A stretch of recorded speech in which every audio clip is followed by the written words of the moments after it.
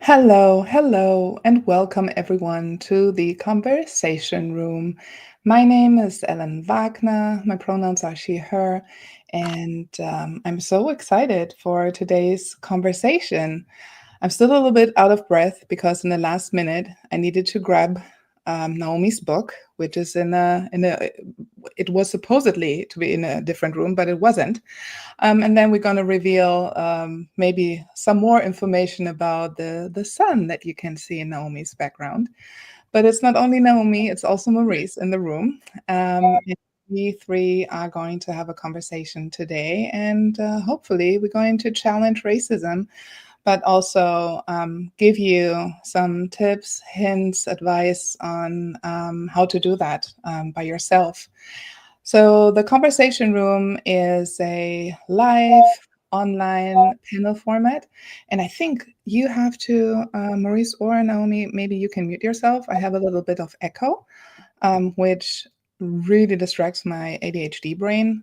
So thank you so much for muting yourself while I'm talking. The conversation room is a live panel discussion that I created a couple of years ago. It started with the Black History Month because I was missing representation in the conversations that I was seeing and hearing. So I did have the privilege to have the resources to set up that format, and I did. And since then, it's been a couple of episodes. Today is episode number 25. And if you want to take a look at the former conversation rooms, I advise you to go on YouTube, subscribe to the channel, and just scroll through the playlist. We have the format in German and in English. The reason for that is that I am born and raised in Germany and now living in the US. Okay, so much for the conversation room. If you want to support this format because we are sponsor free, you can do that through my online shop and become a supporter and contribute so that we can pay the amazing speaker that we are inviting.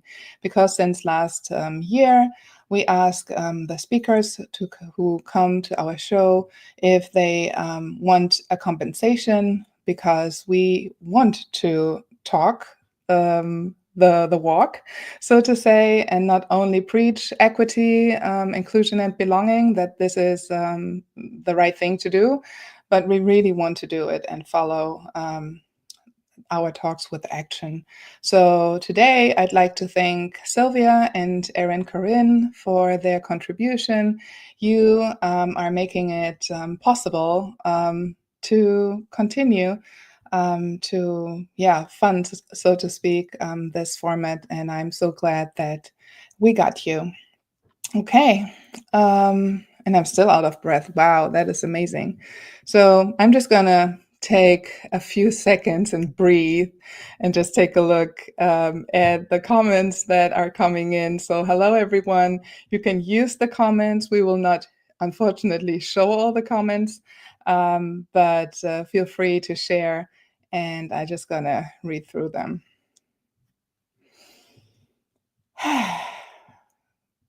Yes, Sharon, you're writing that you're looking forward to what I know will be a great discussion. No pressure, sister. Thank you.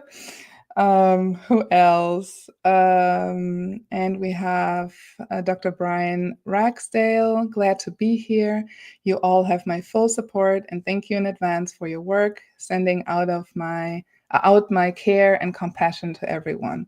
Oh, yeah, I need some compassion. I need some empathy. I need all of that today, especially today, tuning in from the US. And probably everybody knows what day was yesterday.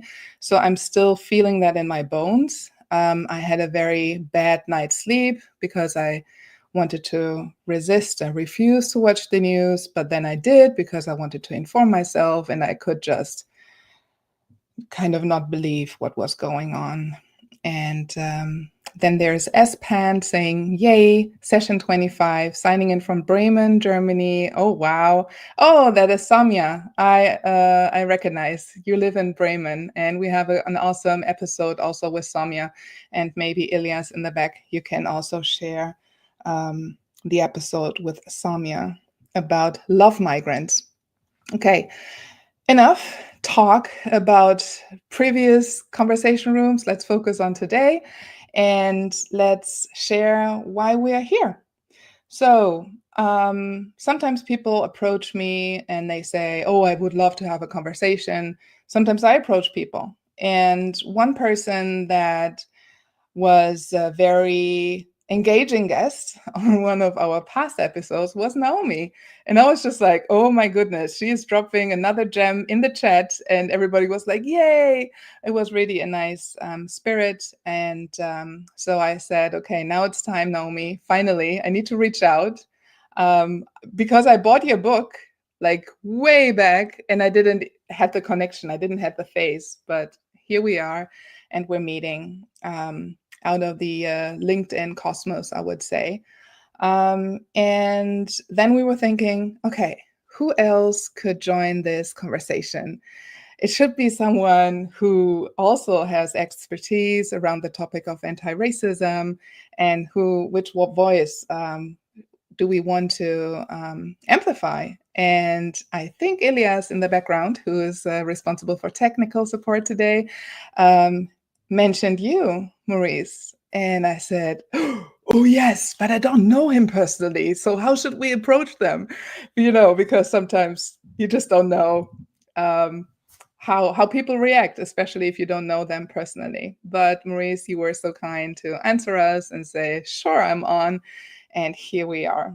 So we're going to start with a round of introduction. Maybe not everybody knows who you are, where you're located from, or from where you're tuning in from.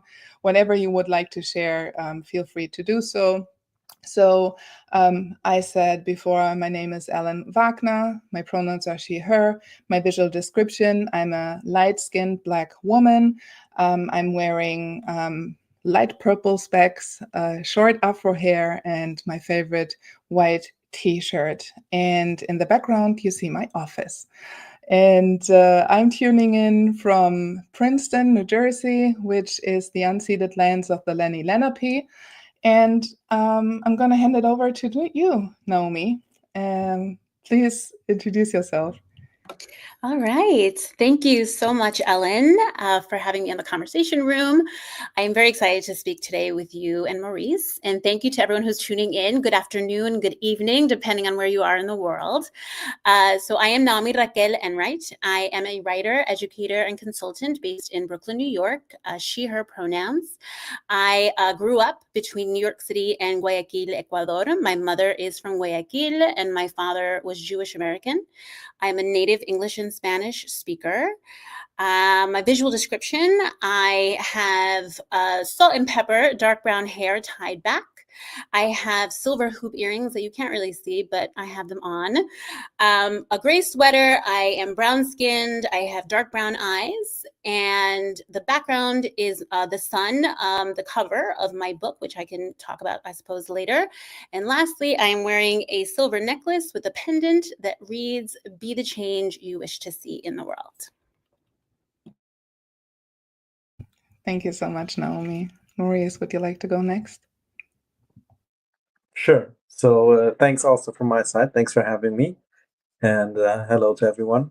So I am a brown-skinned, bald man, voluntarily bald, and I have a beard and a turquoise sweater on, and my background is blurred.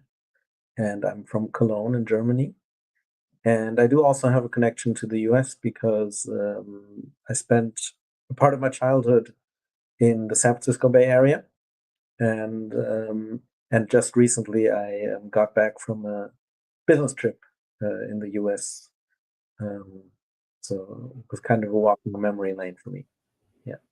Yes, and we both missed you. We were so close, but life happens.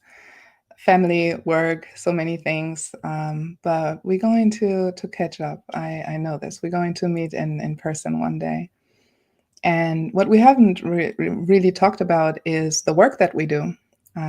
We are all here to talk about racism, but how are we related to the work, and what does anti-racism mean to you? And Naomi, I revealed before that I started to read your book, but the bookmark is not very far. And the reason for that is that I personally felt very triggered because you are talking about your family, your parents who've been activists and who taught you a lot about equity and social justice.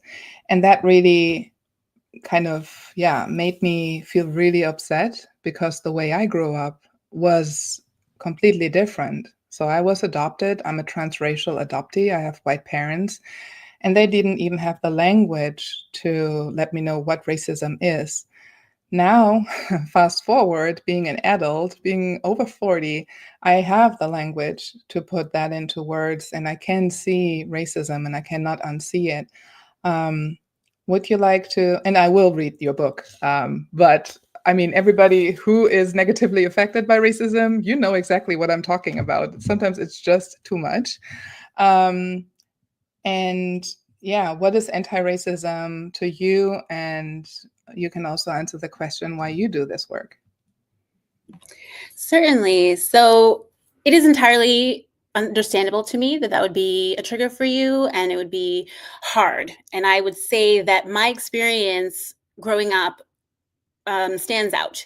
I think a lot of multi-ethnic families and how they came to be a multi-ethnic family, and in general, families in general, tend to not have the tools to be able to discuss tough topics. And my parents were both educators and activists, as you said. And in my home growing up, I have an older brother. We would discuss identity, history, systemic racism, inequity across the board as regular conversation. And it was my parents' intention to prepare my brother and me for a society that would question us and would challenge us, and for us to understand who we were intrinsically, right? That how others see me or perceive me, or the assumptions they might make about me, lie outside of me and don't have to do with me. And it was a very powerful and proactive way for me to be raised, which ended up being quite necessary, because fast forward to adulthood and to being a wife and a mother, and my son, who is now 14, is presumed to be white. He's my biological son, my only child, but in the world, or I would say in American society, he is presumed to be white. And growing up, the brown-skinned daughter of an Ecuadorian, dark-skinned Ecuadorian mother and a white Jewish American father stood in stark contrast to my experience being the biological brown-skinned mother of a son presumed to be white. And I realized there was something to unpack there, something to understand more thoroughly, more deeply.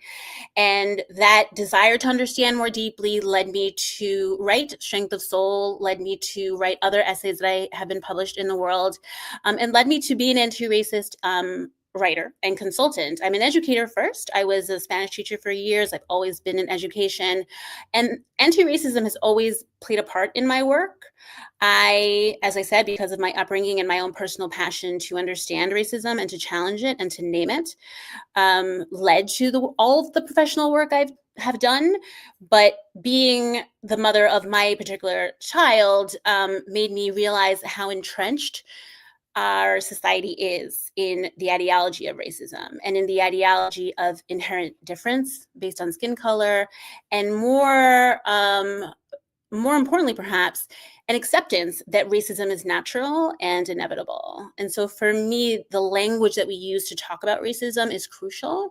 And I'm very clear, especially at this point in my life and in motherhood, of naming the system and understanding history and not conflating who people are with how systems function. And it took me a long time to arrive at where I am, and I'm continuing to evolve. I certainly hope so. But all of that to say that I sort of had this very particular vantage point because of my upbringing. And then the universe gave me the child that it gave me. And I believe that I was prepared to parent him and for him to understand racism and separate it from who he is and separate it from who everyone is ultimately. Okay, well, we only have an hour. What a pity. What a pity. I could continue at so many points, but I want to hear Maurice first. Maurice, would you like to share how you came to anti-racism work and what it means to you? Yeah, sure. So I grew up in a mainly or predominantly white neighborhood and white surrounding, and whether so it was inevitably that I had to learn to deal with racism, also because I grew up in an environment that did not prepare me for what I had coming, and so that, on the other hand, since I have a 1-year-old daughter now, is a chance for me to provide my child with what I wasn't provided with. So I'm really looking forward to that and to having these conversations where what you just described, Naomi. That's really lovely, and to not make it a taboo, and racism and all other forms of discrimination. And so yeah, I have always been a poet. I was born a poet, and I've like the moment I started speaking, I started playing with words, and I grew up with 3 languages: German, English, and French, and so I soon started writing poems. And at some point, I started listening to rap, and my poems also evolved into rap. And um, then I had the opportunity to give rap workshops. And one of my most impactful rap workshops was in Auschwitz with German and Polish teenagers. And that inspired me. And it also showed me that that was what I wanted to do. Not exactly that, maybe, but I felt like it was my calling to use my ability to talk to people about this topic on a level where they feel like I respect them, and I can still sensitize them, and I can still, and have these coexist. And I try to create an environment, a space where we can make these topics less, um, yeah, less like a minefield. And and I realized that, and I had the opportunity to do so. So, being a rapper, I kind of had the opportunity because I was invited to many events to perform rap songs that had become more and more political. And then I somehow asked someone I knew who had invited me to many events. And as it happens, he had a team of anti-racism educators that were sent to school classes to give workshops there. And that's how I started. And then I pretty soon realized, or I had the opportunity through networking and everything, to work with different target groups. And I realized the voluntary setting is what I'm more interested in. And so working with adults, and I mainly work with adults now. Yeah. I'm going to stop here. Yeah, like everybody out there and here in the room feels we are very passionate about this, and this topic is super personal to us in so many ways. We're all 3 parents. I have toddler twins and a teenage kid. And I think what life can teach us is that the situations, the perspective do change when we grow up, and that language has a huge impact, or the knowledge or awareness. This is all what you were saying on how we see the world, how we navigate the world, how we cope with things. And then it changes again. It might be the family, but mainly it's society, right? That pressures us into situations that we sometimes did not see coming, and where we feel like the other. I don't know if it was you, Naomi, or who said it, or maybe also you, Maurice, that I feel there's an obligation. I have the resources. I'm really good in my work. I can reach people. I'm a very empathetic person, but that also sometimes doesn't allow me to stop or to take more care of myself and to listen inwardly. What is it that I need? Because I feel, oh, I have to do this work, especially during the times that we are in now. Sometimes I don't allow myself to rest, or I don't allow myself to stop educating, especially white people, just because I feel, yeah, I have the resources, I have the privilege to do that. It's sometimes hard to balance that. I know that wasn't the question that we prepared, but would you like to talk about that? How you balance that? Sure. It's interesting. I think for me, in terms of feeling like the other or not, or finding community, it has not been easy for me, because I used to joke that if I wanted to surround myself with only other Ecuadorian Jews, I would hang out with my brother, who is wonderful and whom I adore. But there are not many folks like me in some ways, right, in the world. And I've had to sort of cultivate community. And I have found that, in a way, the fact that I do not necessarily have one group that I identify with or that feels like home to me has allowed me to find community and find home in folks that I may have otherwise written off. And so it's made it easier for me to think about the ways that more of what we have in common as opposed to what divides us. With a very clear understanding of history and of inequity, systemic inequity and systemic injustice, but being very open about who a person might be and what they might have to offer. And I always say that my husband is someone who superficially I could have written off. You know, he's from the Midwest, he's white, he's monolingual. He had left the country, the United States, only once when I met him, as opposed to me, who grew up internationally and traveling quite a bit and whatnot. And I kept an open mind about who he is. And I feel that, of course, my life is enhanced. You know, it's for the better. I'm a mother, thanks to him as well.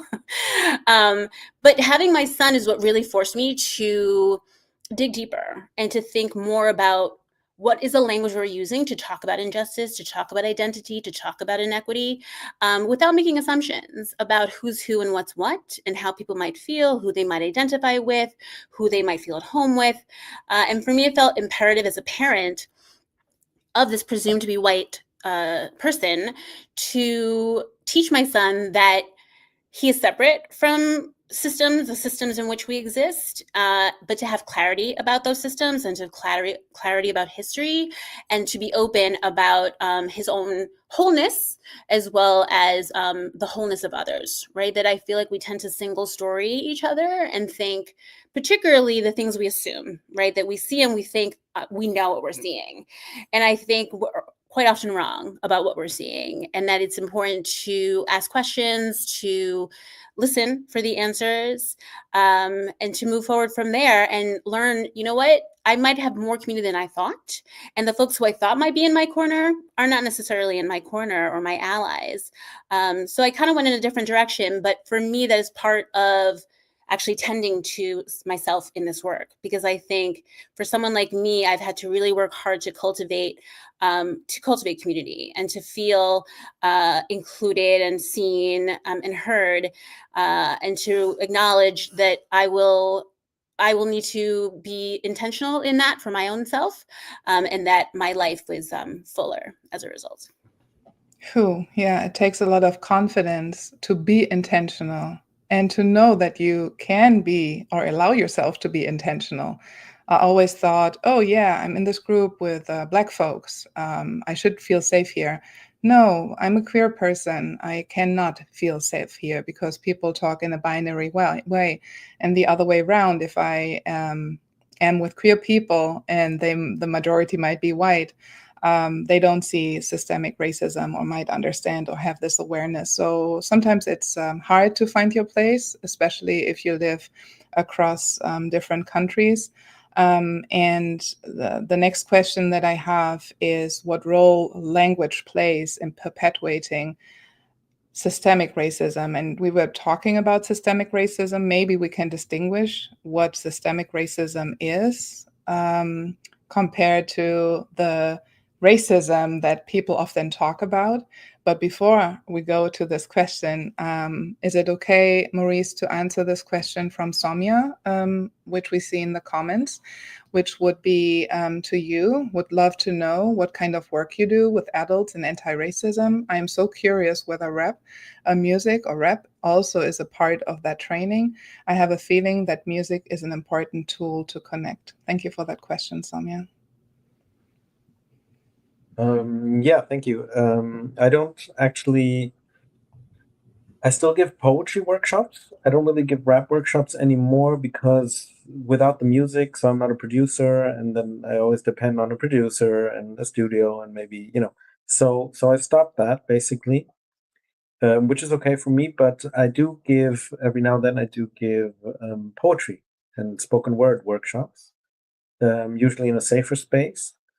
And apart from that, my regular anti-racism work, what I do most of the time, is workshops with, for example, I work a lot at universities with the professors or also employees of universities and with teachers who are maybe one of the most important and also one of the most challenging target groups after the police, after a target group that I've decided not to work with anymore.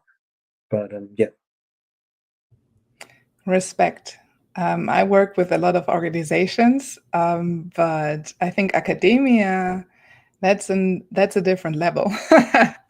And living in Princeton, having so much ego around here and so many people who are supposedly woke and educated and progressive, it is tough to have some conversations.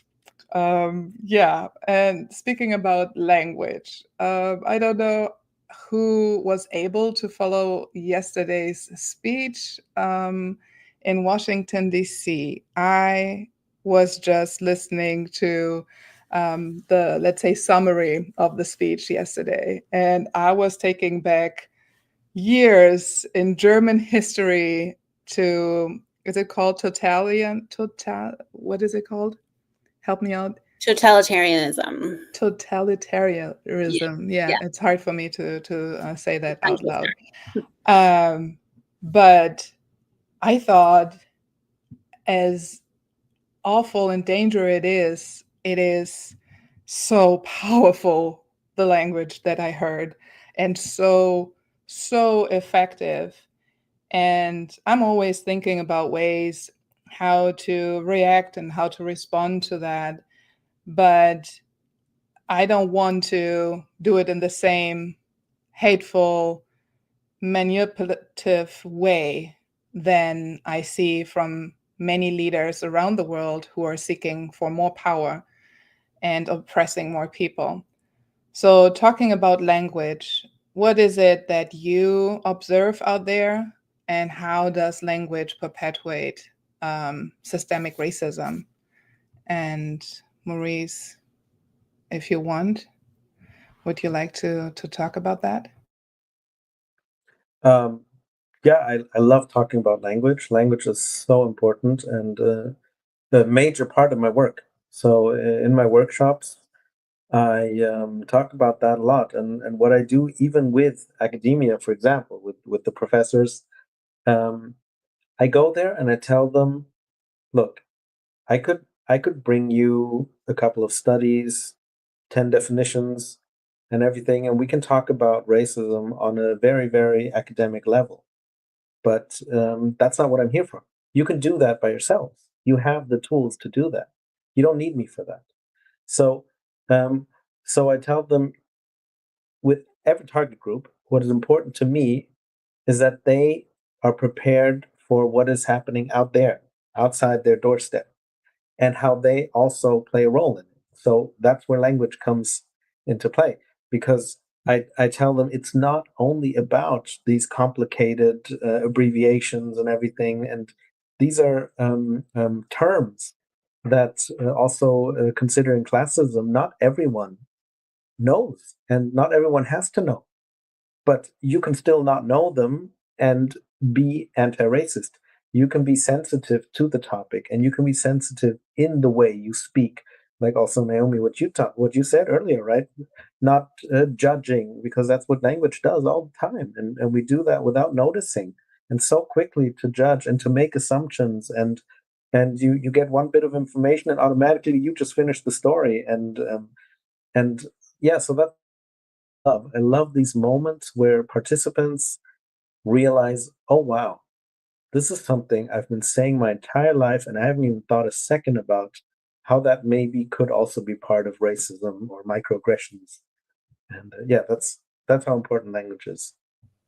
Yeah, and what you were saying is the systemic piece, right? It is woven into everything we see, hear, and breathe because media, the representation in children's book, I mean, just beginning at our children's early life, right? Everything they see, everything they hear is categorized in global majority folks as bad, ugly, and all of these things, and these stereotypes. We get taught them very early on. And if we talk with people, they only, or oftentimes they don't know, they don't have the awareness because nobody ever called them out.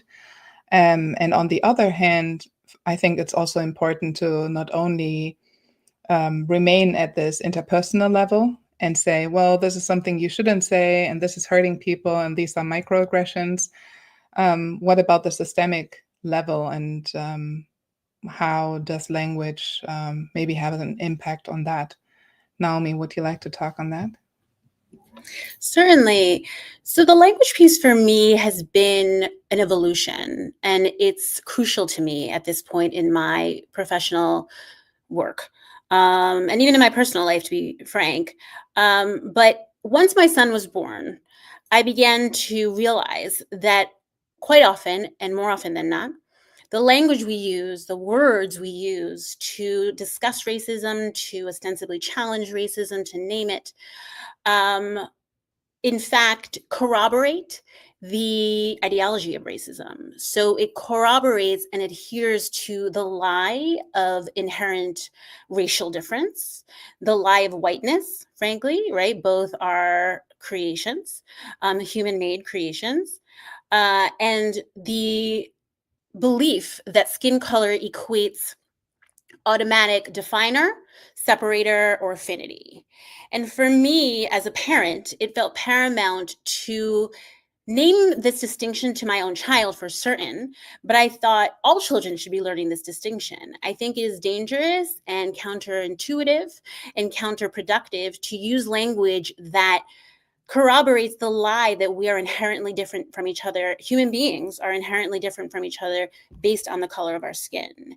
And that what we experience in the world, be it racism or be it being privileged and protected and empowered as a result of our presumption of whiteness or of being a white person, is natural and inevitable, right? Because I think that's damaging to our psyches. It's damaging to our sense of self in a wide variety of ways, because I think if you believe as a white person that the privilege and power and protection that you experience in the world is natural, there's a part of you that is comfortable with someone else be treated unjustly or cruelly or inequitably. And I think you have to question that. You know, how are you okay with that, right? And for me as a mother, I don't want my son walking through the world thinking that his protection, which he experiences, there's no question that he is privileged and protected in American society, is just the way things are. You know, for me, he needs to be in his own right, questioning that and challenging that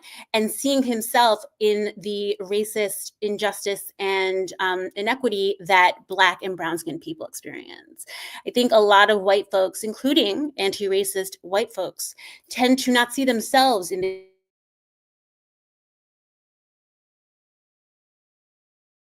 Oh, you're muted. I cannot hear you, I think. Sorry. They think too bad for Black people or too bad for brown-skinned people in a way that actually perpetuates the system as it was meant to operate, right? It was meant to elevate and protect whiteness, and it was meant to devalue and marginalize or criminalize disenfranchised Blackness and brownness. And these are things that I've come to understand and think about over a course of many, many years, right? As I said, my son is 14. He'll be in high school next year. So I've had a long time to think about this and to write about it and to be very clear in my mind and in my writing and in my speaking about it. But I think it's crucial understanding for us all to possess and for us all to be mindful of and intentional about, because if we aren't, then we are accepting the foundation of systemic and institutionalized racism, and we're not in fact challenging it at all in the end. Yes, thank you so much for that. And my brain is like wandering from place to space about how and what I want to respond to what you just said. So I think I lost my train of thought. I was also looking at the comments in the chat, and I'm trying to piece everything together so that we have a nice flow in our conversation. But I'm just gonna probably hand it over to the question from a LinkedIn user to you, Maurice, if that is okay, or would you like to talk about what Naomi just did? No, whatever, right? We have so many things to cover or could cover. Let's just go on with this question or this comment. So it says, thank you for this beautiful space. A question for Maurice. I have somehow thought of myself as a poet without a language. Born into colonial languages, I have never felt home in any language I spoke. So it feels like my words can't manifest or feel alienating. Does this resonate with you? Would you share your thoughts with me? Thank you. I think that's a very, very interesting question. I don't feel the same way, but I find it very, very understandable. And just today, I listened to a song that I listen to every now and then called "Land Back" or "Land Back Please" by Bobby Sanchez, a rapper. And he also says something a bit similar, like "Please don't talk to me if you're still speaking in the colonizer's language" or something. "Please don't talk to me about anti-racism if you're speaking in the colonizer's language." So is a line he has, and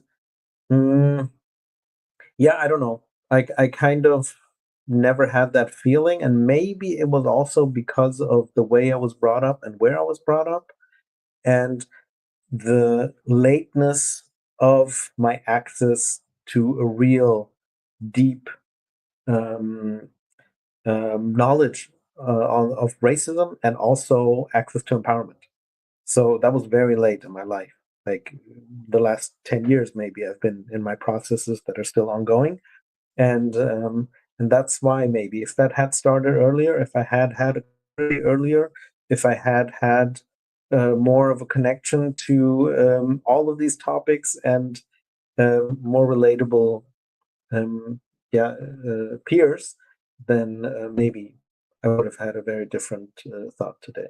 Yeah, but thanks for sharing that. Yeah, that's part of the grief that I was talking about in the beginning when I was reading your book. And I think you said, Naomi, and I got my thought back, that it's hard work and it's not comfortable. And I think this is one of the key points why many people are ignorant. And I call it ignorant and not aware because the information is out there for years. But if I try to put myself in the shoes of people who might have a couple of jobs just to make ends meet, do I really want to think about all the inequities other people are facing, even though I might be white, right?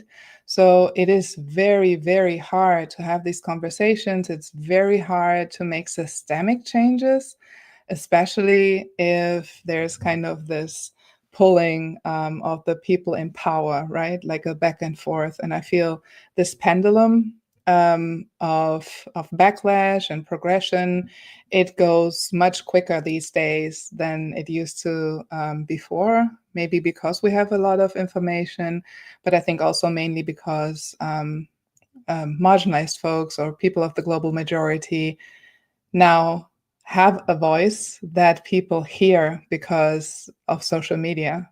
The voices have always been there, but now they have been amplified, and that probably scares the shit out of many white people. Excuse my language. And let's talk about the comment of Brian. Brian says, I try to use a language of safer spaces because this has been challenging to find as a Black gay psychologist.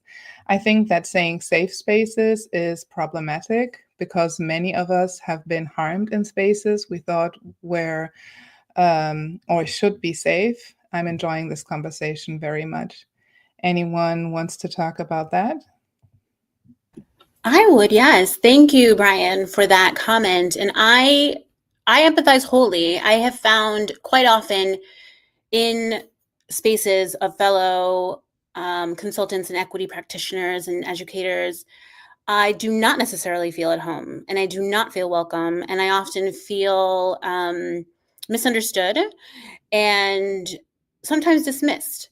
And I think there's an irony to it because these spaces are ostensibly inclusive and equitable and open-minded and compassionate and empathetic, but are quite often judgmental, divisive, sort of this notion that there's an inherent us and them.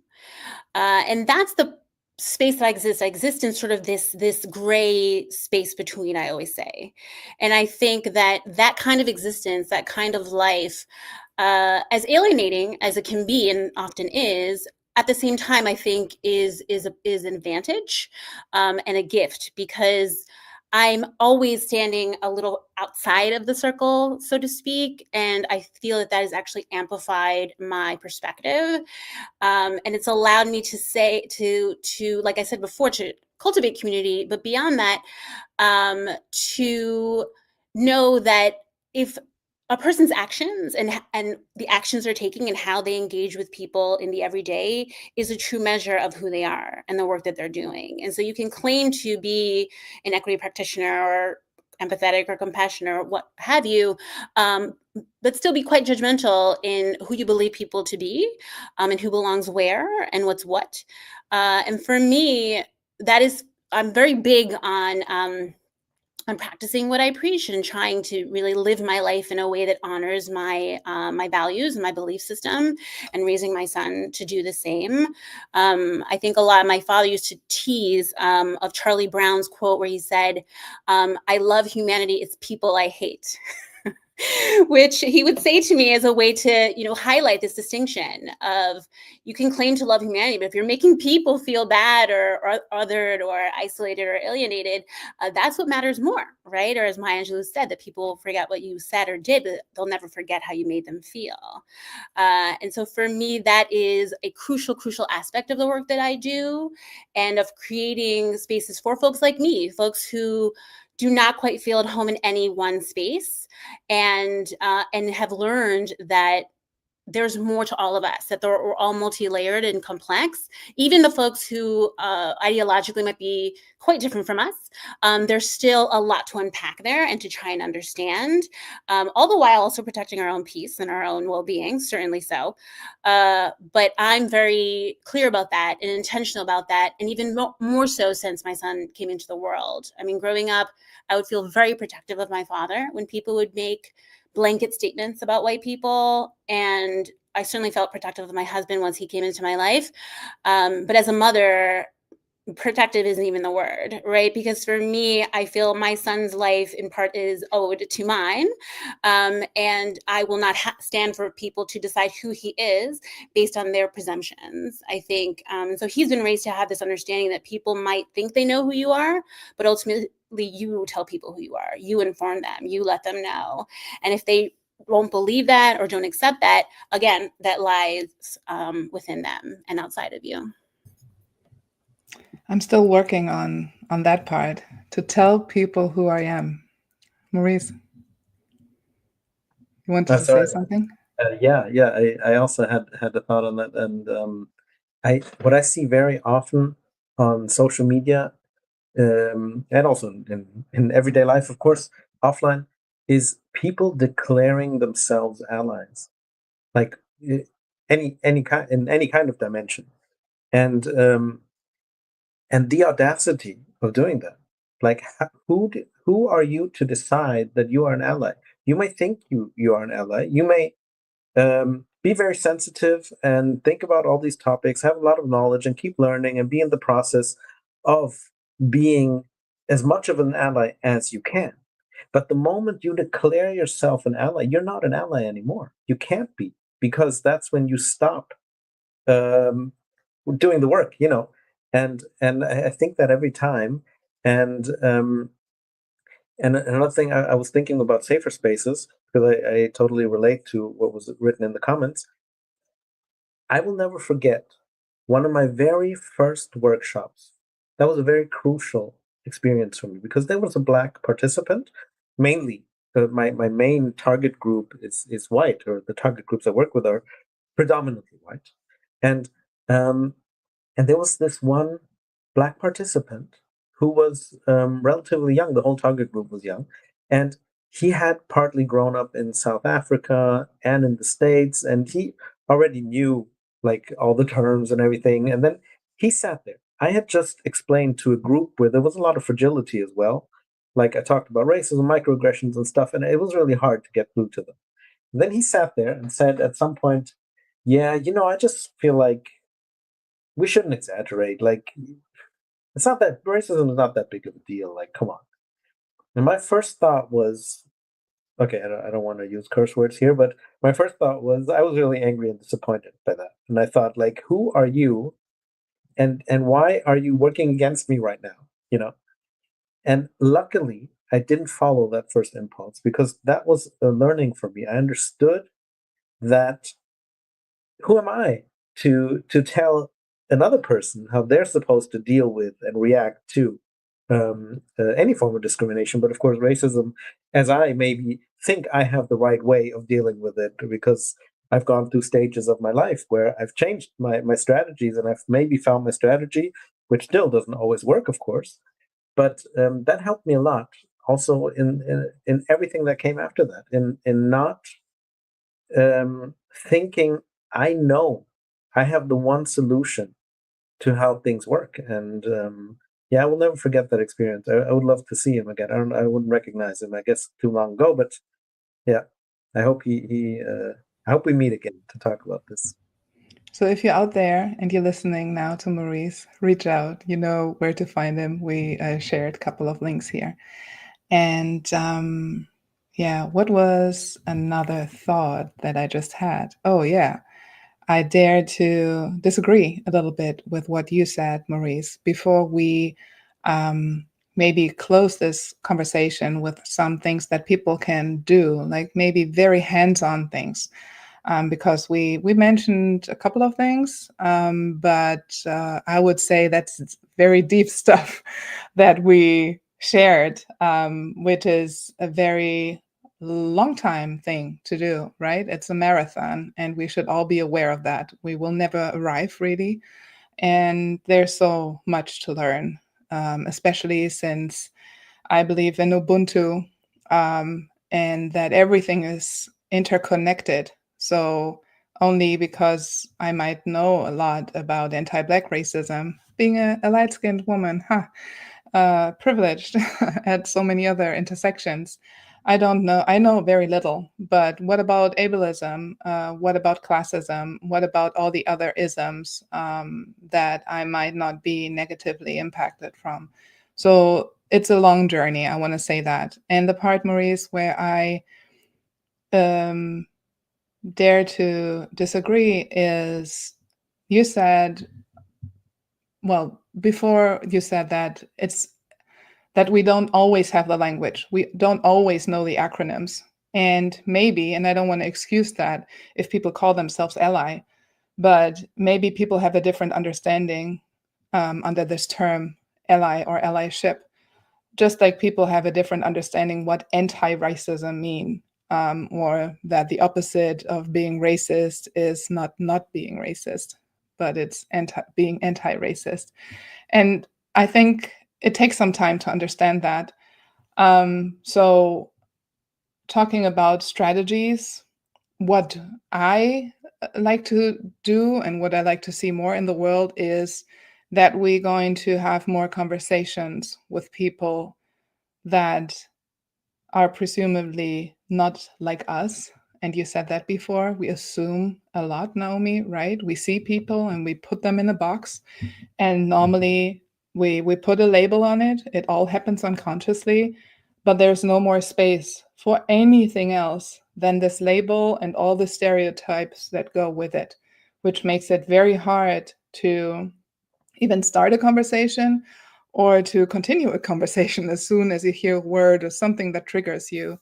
So I find that very hard, but I also do believe in beloved community. Yesterday was MLK Day, Martin Luther King Jr. Day, here in the United States. And I believe in nonviolent communication and that we have to talk with our enemy. But I also remember that we need to know our boundaries. And also, Naomi, you were talking about being protective. It's your kid, right? And nobody should ever overstep this boundary and doing harm. So I think it's so multi-layered, so nuanced to have this conversation. And for every one of us in this room, these conversations have different limits, different boundaries, right? And different parts where we say, okay, this is not what I'm doing. Or Maurice, you said before that you are not working with the police, right? So you have clear boundaries or ideas who you want to work with and what is worth kind of putting yourself into that position where you will experience harm, right? Where you will experience a level of racism that is not okay for you. And the point is, I just want to advise everyone to learn and to continue to have conversations with people that you assume are different from you, just to understand what are their needs. Because oftentimes below the surface, we all have the same needs. We all want our families to be safe. We all want to have a secure job and make ends meet. But the way we approach these goals are very different. And I don't want to say that we should put ourselves in harm having this conversation. We should have our boundaries. And I don't talk with everyone if I don't see that the person is willing to have this conversation. And unfortunately, today we needed to block a couple of people. And I was like, oh, wow. I mean, it's a compliment. I'm an optimist because we gain traction, right? We are doing the right things because not everybody is agreeing. Unfortunately, hate is never a good thing. But I think that this work makes an impact. Our work makes an impact. And oftentimes we are not aware who is impacted by this and how little effort sometimes we can put in this and how big the impact is. So depending on your resources that you have available, and it might be that in these times you have very little resources and you don't want to do the work now.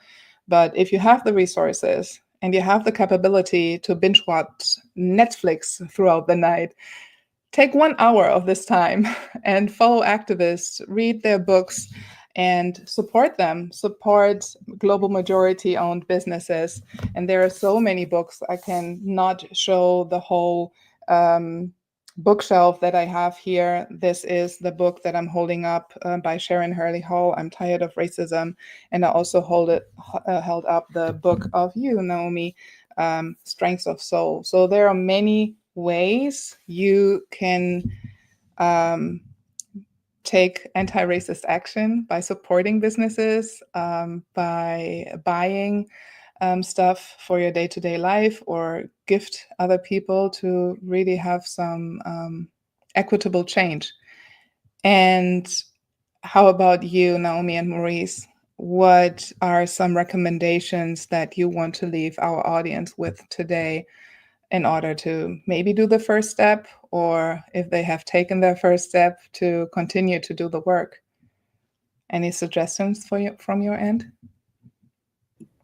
Sure. It's a really big question in many ways, and I think it looks very different for different people. And I think it feels particularly tenuous and delicate, and even scary to be doing this work in this now new chapter of American society and American history.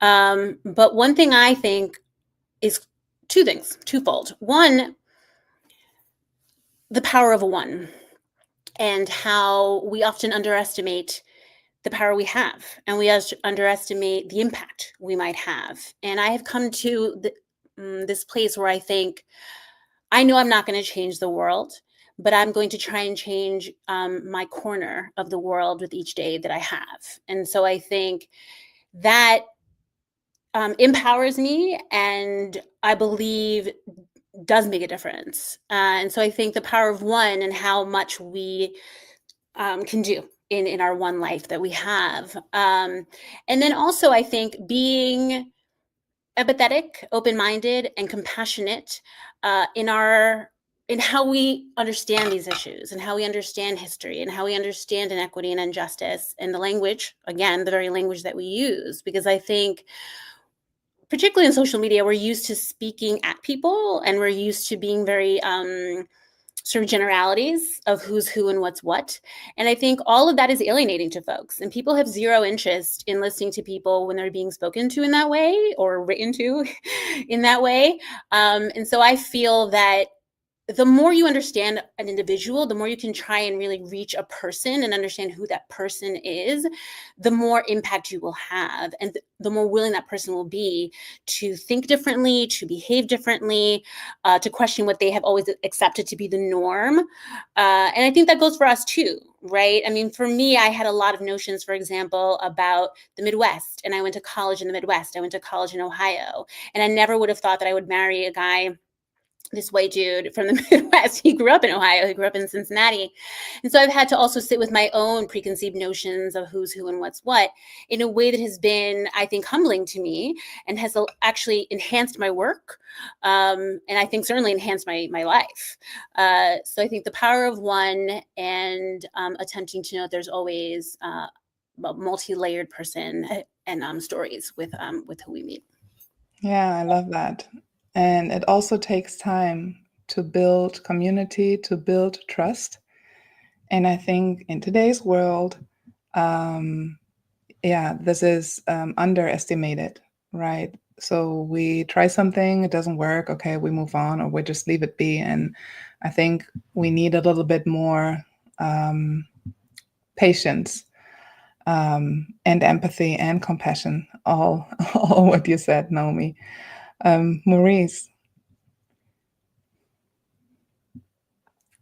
Yeah, I think we often tend to forget that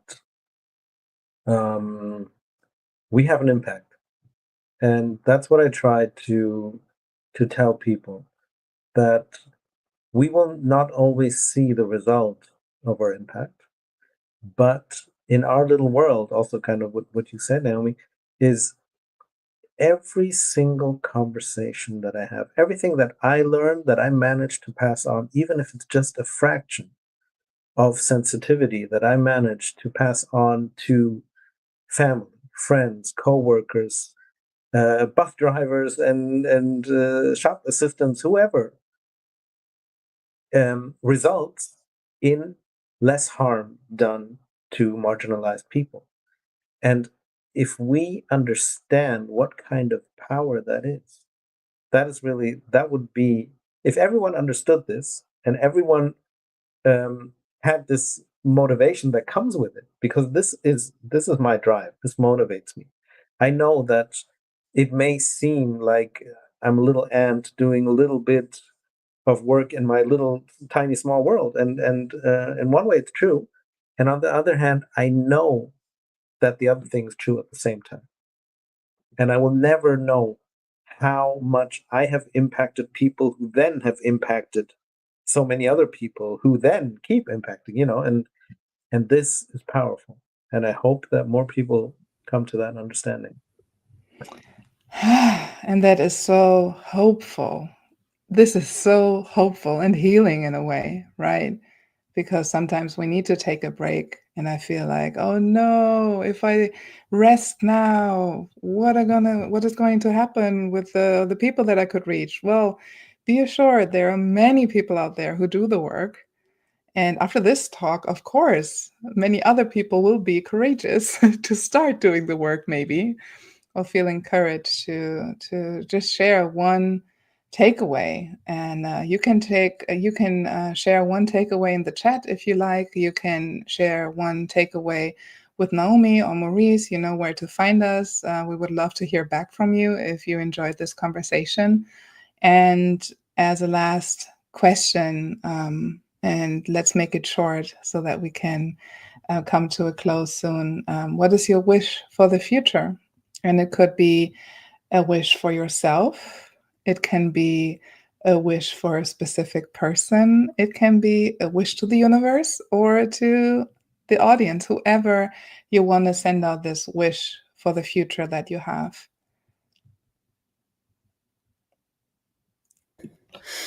Okay.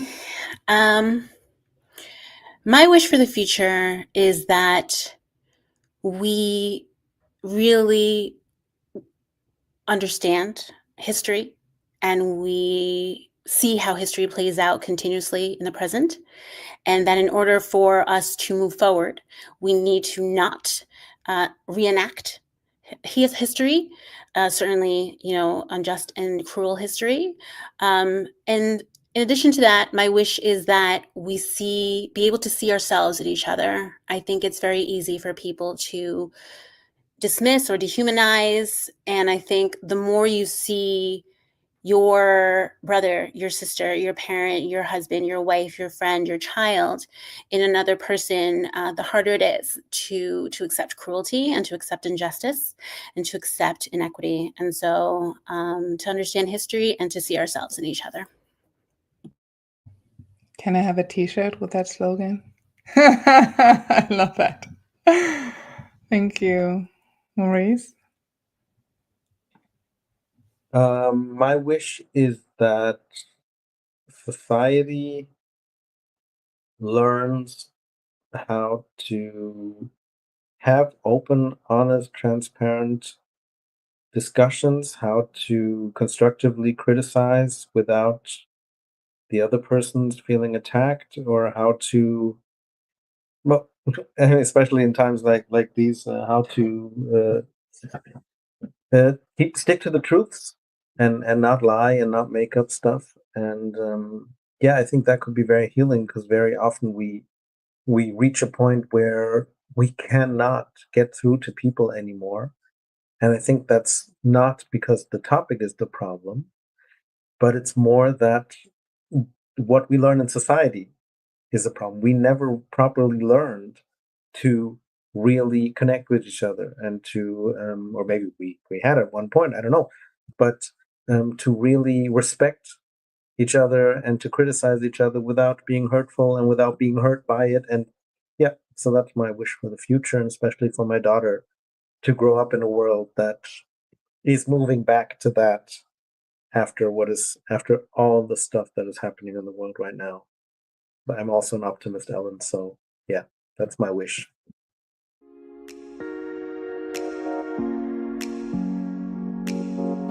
I'm muted. Yeah, a classic.